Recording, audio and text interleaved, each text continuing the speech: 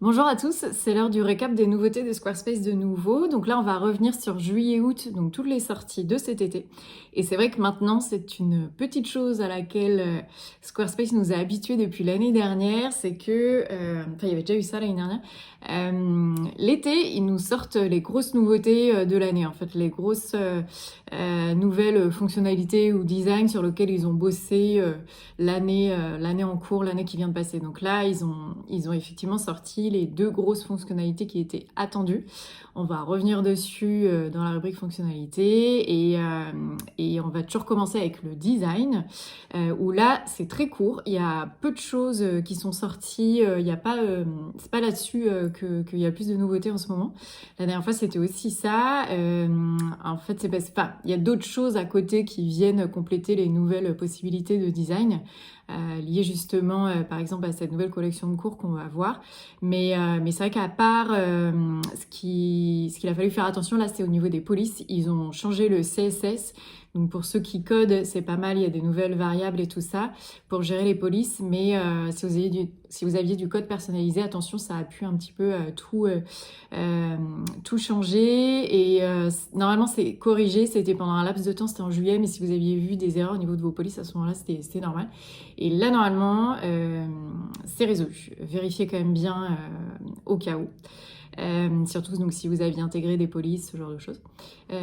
Donc pour les fameuses fonctionnalités, donc le gros chapitre qui est abordé aujourd'hui, il y a deux choses très importantes qui sont sorties. Les deux choses, j'en ai parlé, j'ai fait des posts Instagram exprès dessus pour vraiment essayer de clarifier ça.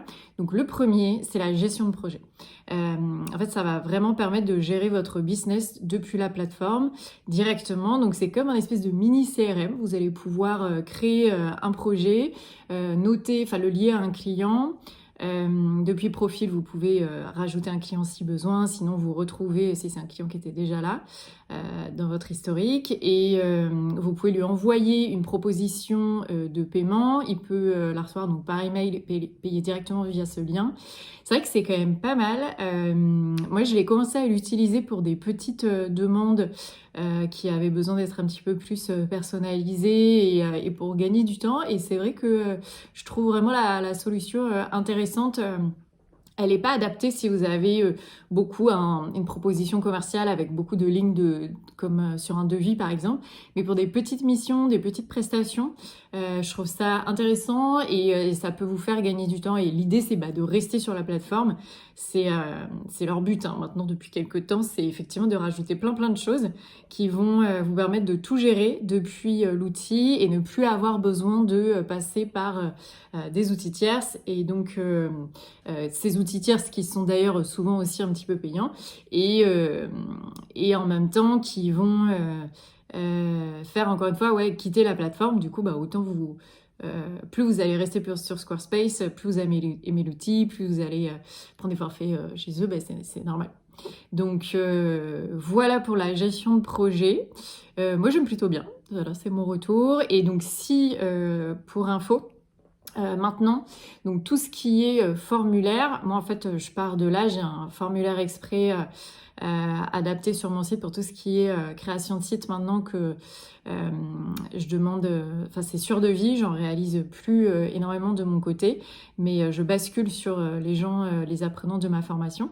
Mais du coup effectivement, depuis que je l'ai activé, ça permet de récolter plus facilement des prospects, ce qu'on appelle donc des clients potentiels. Et voilà, il peut arriver qu'il y ait besoin juste de tel truc, le projet m'intéresse, hop, j'envoie la possibilité effectivement de réaliser cette prestation pour temps et du coup, c'est pas mal. Et donc, on part de ce stockage formulaire. Donc, en plus, ça peut être pratique des fois pour retrouver si vous avez perdu le mail lié à ces réponses. Donc, vous allez aller dans Profil, Expéditeur des formulaires et là, vous allez retrouver tous les gens qui vous ont contacté déjà. Donc vous pouvez créer un projet directement depuis cet espace-là. Et ensuite, on va passer à la deuxième grosse nouveauté qui sont les produits numériques. Donc, qu'est-ce que c'est exactement? En fait, c'est une nouvelle expérience. C'est la nouvelle expérience des espaces membres. Ça regroupe donc les sites de membres, les collections de cours et les nouvelles possibilités de paiement.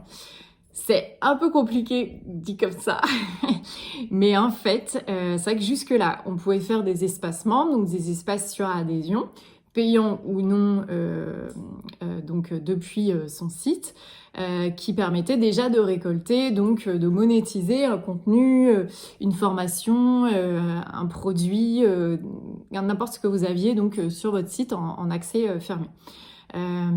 Donc ça, c'est toujours accessible, mais en plus de ça, ils ont créé en fait via les collections de cours, qui sont un nouvel type de page. Donc en collection, vous avez la possibilité d'ajouter un e-shop, un blog, des événements, des vidéos, et je crois que j'ai fait le tour. Et donc maintenant, il y a les cours en plus, et donc ces collections, leur particularité, c'est que, au contraire des pages qui sont uniques, les pages de collection ont une page mère et ont des sous-pages qui correspondent donc à cet effet de collection. Donc c'est pour ça qu'elles sont appelées comme ça. Donc il faut faire attention en créant ces pages parce qu'elles fonctionnent quand même un petit peu différemment. On est obligé d'avoir ces sous-pages pour utiliser cette page principale. Mais c'est vrai qu'elle permet des possibilités, surtout sur un e-shop, c'est ce qui vous permet de retourner après à la page principale de votre boutique. Donc du coup, ces nouvelles collections de cours, elles sont top parce que c'est vrai qu'il manquait un peu cet aspect sur les formations que vous allez retrouver en ligne sur d'autres outils comme Kajabi, Teachable, ce genre de choses. Une fois qu'on a vu une vidéo, parcouru une leçon, vous pouvez cocher pour dire ok, c'est bon, cette leçon est activée et faite, et ça vous permet en fait de suivre aussi vous où vous en êtes. En général, les gens aiment bien cette espèce de barre de progression, cette barre de progression. C'est toujours intéressant pour voir où on en est dans son parcours d'apprentissage. Et donc ça maintenant, c'est possible via cette collection de cours. Et dans cette collection de cours, vous pouvez mettre de la vidéo ou pas. C'est pas obligatoire. Vous pouvez aussi avoir des leçons où vous expliquez juste ce process-là, etc. Donc ces collections de cours, elles peuvent être intégrées à un espace membre ou mises juste en hors collection sur votre site, et après vous pouvez les mettre accessibles ou non. En fait, on n'est plus forcément obligé de créer un espace membre. Si vous avez juste des collections comme ça de cours ou même juste une, ça sert à rien en fait de la mettre forcément dans un espace membre, à part si vous voulez une navigation spécifique, mais ça va être surtout ça l'intérêt. Et donc ce qui est intéressant maintenant, c'est qu'on peut faire ce qu'on appelle des bundles. En anglais, c'est la possibilité de regrouper certains cours. Par exemple, des fois, on va faire, je sais pas, un cours sur le SEO, un autre cours sur de la mise en page, du design, un autre cours sur de la gestion de business. Il y a la possibilité d'acheter ces trois-là séparément, et avec ce forfait bundle, vous avez juste créé dans vos pages toutes ces collections de cours, et après, vous pouvez vendre via les blocs, via les nouveaux blocs prix, ces cours séparément, et vous pouvez créer aussi un bloc de prix exprès qui va regrouper ces trois pages et donner l'accès à vos adhérents, aux gens qui ont payé pour ce forfait-là, à ces trois éléments. Donc c'est vrai que c'est pas mal, et surtout en gestion du côté du back-office, pour ceux qui gèrent ces pages-là, ces contenus-là, ça permet de gagner du temps, c'est pas mal.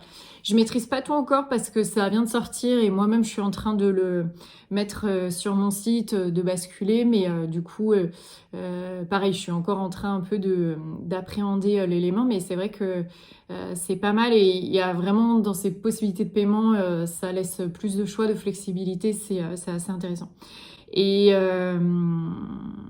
après, ces nouvelles, donc cette fonctionnalité, enfin cet aspect produit numérique, en fait, il va surtout correspondre à un nouveau forfait activable sur Squarespace. Donc pour avoir ces collections de cours à dispo, c'est accessible pour n'importe quel site en gratuit, et ce produit numérique. Mais par contre, si vous voulez passer après les vendre, il va falloir passer minimum par le forfait business. Et là, vous allez avoir des frais de vente quand même assez importants. Donc, il y a les autres forfaits à dispo. Faut étudier un petit peu parce qu'il y en a, ils sont vite chers. On peut avoir 0 de frais de transaction, soit 0%, mais du coup, le forfait est très cher. Donc, à vous de voir, ça dépend de... Si vous vendez beaucoup, le forfait à 0%, il est intéressant. Mais après, sinon, vaut peut-être mieux prendre un entre les deux. À vous un peu d'étudier la question de faire les tests un petit peu. Et voilà, en gros, pas mal de choses à dire, mais c'est vrai que ouais, essayez de regarder, je vous mets dans la description et puis sur le post Instagram aussi, j'avais mis le lien vers la page dédiée. Il faut prendre le temps un petit peu de tester tout ça. Et dernière chose aussi sur ces collections de cours, c'est vrai que c'est une première fois aussi que Squarespace met ce Fluid Engine, donc cette possibilité de gérer maintenant beaucoup plus facilement ces pages. Elles n'étaient pas accessibles sur les blogs collections jusque-là. Les pages produits, les pages blog, articles de blog et tout ça, il n'y a pas Fluid Engine d'activer. Et par contre, c'est le cas sur ces collections de cours, de leçons. Donc c'est vrai que ça c'est pas mal aussi. C'était le petit truc en plus à savoir. Ensuite, toujours dans ces fonctionnalités au niveau de l'emailing, il y a des choses aussi qui sont sorties, principalement autour des automatisations. Jusque-là, tout ce qui était espace membre, on ne pouvait pas automatiser un envoi d'email à la suite de l'abonnement, de l'achat d'une adhésion d'un client. Donc, ce qui était dommage, c'est vrai, c'était vraiment quelque chose qui manquait. Donc là, maintenant, c'est possible. C'est une très bonne chose. Donc, pour n'importe quel produit numérique acheté, on peut activer une automatisation. Donc, pour accueillir un nouvel abonné, c'est toujours bien. En plus de ça, on peut aussi, sinon, envoyer selon un nombre de commandes, un montant total dépensé. Donc là, c'est plus d'un point de vue business, marketing client, mais c'est vrai que plus on a des gros acheteurs, plus on va envoyer une remise, un pourcentage pour l'inciter à acheter. Bon, c'est technique de vente comme d'habitude, mais effectivement, ça peut être intéressant pour ce côté toujours de segmentation, filtrage de vos clients, d'aller un petit peu plus aussi aller sur ces aspects-là de vente. Enfin, il y a des choses intéressantes aussi à tester. Tout dépend de la taille un petit peu aussi de votre business à vous. Ensuite, on va passer à la rubrique divers. Donc là, des petites choses un peu de tout. Au niveau donc du menu, pas mal de choses avaient changé, on l'avait vu la dernière fois. Dans le panneau profil, il y a maintenant aussi la possibilité de supprimer justement des profils de gens. Donc ça peut être des anciens clients ou des anciens abonnés ou un doublon. Ça permet voilà de un peu faire du tri et de mieux s'y retrouver dans sa base de données. Au niveau du panneau des noms de domaine aussi, pour ceux qui ont acheté un nom de domaine via Squarespace, ils ont un petit peu peaufiné l'affichage et donc il y a des petites nouveautés qui sont apparues. Je vous laisse regarder si vous avez le nom de domaine chez eux vous aussi. Et sur la version américaine du site, donc comme il y a toutes ces nouveautés qui sont sorties, ces nouvelles fonctionnalités qui font un peu leur actualité, ils ont sorti aussi une petite nouvelle un peu campagne de vente, campagne de publicité. Ils ont appelé ça Design to Sell. Et c'est vrai que ça corrobore dans ce sens de c'est plus juste on fait des sites, c'est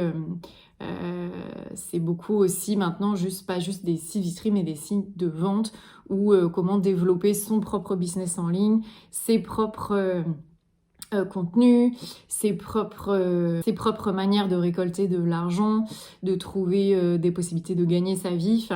Et il s'ouvre à ces marchés aussi de niche. Enfin, on le voit dans les images qu'ils mettent. Ça passe de tout à n'importe quoi sur des sujets précis. Mais du coup, c'est un peu effectivement la cible de Squarespace et c'est leur mantra aussi, un petit peu leur valeur depuis le début, c'est oser aller au bout de vos idées, on vous donne les moyens d'y arriver et afficher aussi votre singularité, c'est important quoi.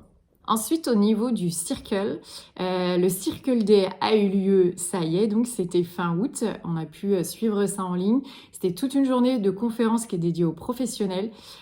C'est assez intéressant, on voit beaucoup d'experts reconnus dans le domaine. Beaucoup quand même de conférences, d'heures à visionner en anglais, donc pas simple quand même de tout suivre. C'est pourquoi je vous invite à regarder le Meetup France qu'on a fait avec Salomé, donc il y a un replay disponible, alors je crois qu'il faut quand même s'inscrire. Regardez si vous pouvez toujours le faire. Mais je sais que les vidéos du Circle Day et du Meetup France sont disponibles au moins un an, donc ça vous laisse le temps. Et donc de mon côté, j'ai fait un débrief de toutes ces conférences, que ce qui était intéressant, ça vous évite de vous regarder 8 à 10 heures de conférence, ça va vous faire gagner du temps. Et je reviens sur les moments clés, les infos à retenir. Et Salomé aussi, juste après, vous donne tous ses conseils pour gérer son business. Elle montre aussi son Notion, comment elle gère ses clients. Enfin, c'était hyper intéressant. Donc voilà, vous pouvez regarder ça. Si vous êtes aussi dans le membre Circle, c'est vrai que c'est surtout adapté à vous. Après, autre petite info à retenir du Circle Day, pareil, je vous mets le lien dans la bio, mais Square Kicker qui est un outil super pour les professionnels, là aussi plutôt, qui permet d'ajouter beaucoup d'animations sur son site, d'effets, je vous le recommande vivement si vous voulez essayer et augmenter vraiment le niveau de votre site en matière de design. Ils ont en plus de ça annoncé qu'ils allaient mettre en place un système pour vendre depuis leur propre site les templates. Donc c'est vrai que ça c'est un gros truc quand on est professionnel du côté de Squarespace. Des fois on vend aussi des templates, même s'il y a des templates à dispo gratuitement via Squarespace. Il y a matière d'aller un petit peu plus loin dans les templates, de faire des choses encore plus poussées et tout prêt pour l'utilisateur. Donc du coup c'est un vrai marché ça aussi. Et donc le seul souci c'est qu'effectivement il fallait gérer toute la technique, le service après-vente aussi quand on a vendu son template, comment l'activer, tout ça. Et donc Squarespace nous propose, de ce qu'on a compris, une possibilité que ce soit eux qui gèrent ça. Donc ça fait gagner du temps pour tout le monde. Et voilà, et en plus de ça, effectivement, on n'a plus que le côté créatif à gérer qui est quand même beaucoup plus sympa. Donc vous pouvez vous inscrire sur leur liste d'attente, ça vous permettra d'en savoir plus le moment venu. Et ensuite, on a donc la rubrique à venir. Donc à ce niveau-là, pour aller un petit peu dans l'ordre, vous l'avez vu cet été, le menu a évolué. Il y a autre chose encore à venir. Vous allez voir, ça va être normalement en ligne le 26 septembre. Ça va être le menu statique. Donc il va encore évoluer, ce menu sur le côté, vous verrez. En gros, quand on va ouvrir les pages maintenant, il y a des choses qui vont rester. Enfin, l'expérience va être différente. Mais l'idée, c'est voilà, d'avoir moins de clics, d'avoir un effet un peu plus accordéon sur des sous-menus pour gagner du temps. Et parce que c'est vrai que des fois, d'aller d'une page à l'autre, il fallait rouvrir. Enfin, on perdait. L'expérience n'était pas top. Donc là, ça va être mieux. Donc pour le 26 septembre normalement. Ensuite, au niveau des pages boutiques, donc collection d'e-shop, plusieurs bêtas en cours. Il y a une possibilité déjà d'ajout de panier depuis la page d'accueil de votre e-shop. Donc ça peut être... c'est quelque chose qu'on voit de plus en plus sur les e-shops au global, donc c'est vrai que ça peut être très bien. La possibilité d'avoir 2 colonnes sur mobile, en CSS c'était déjà possible, mais c'est vrai que de l'avoir en natif c'est toujours mieux, donc c'est top ça que ça arrive. Les gens vont pouvoir l'activer plus facilement. Et trop cool, ils nous annoncent a priori une recherche sur l'ajout de filtres. Pareil, c'est quelque chose qui est possible via des plugins à aller acheter et implémenter, mais là encore, que ce soit en natif, ce sera beaucoup mieux, beaucoup plus simple à gérer pour tous. Donc ce serait bien que ça arrive effectivement assez vite. On n'a pas encore d'infos sur les dates. Et ensuite, ils en ont pas mal parlé au Circle Day aussi, mais l'intelligence artificielle va encore plus arriver. Donc la fonctionnalité au niveau du bloc texte, elle est déjà activable. Ils la mettent, elle est déjà en ligne. Vous pouvez déjà commencer à l'utiliser pour vous aider à rédiger vos textes. Ils le mettent que c'est quand même en bêta, mais c'est déjà possible de commencer à utiliser ça. Et il y a d'autres choses encore qui vont être ajoutées. Il y aura plus d'infos là-dessus, mais c'est vrai que c'est un chantier de toute façon dans le digital au global. Donc forcément, pareil, il y a de plus en plus de choses qui vont être intégrées ou liées via des extensions. Mais ça, c'est forcément quelque chose qui va prendre de l'ampleur, ça encore, pour la suite. Voilà, j'ai fait à peu près le tour. Et sinon, donc, plus de mon côté, vous l'avez vu avec les filles, donc Salomé et Marina, on a mis en place la Square School officiellement, en fait la communauté Squarespace France, donc j'ai appelé ça Squarespace France jusque-là.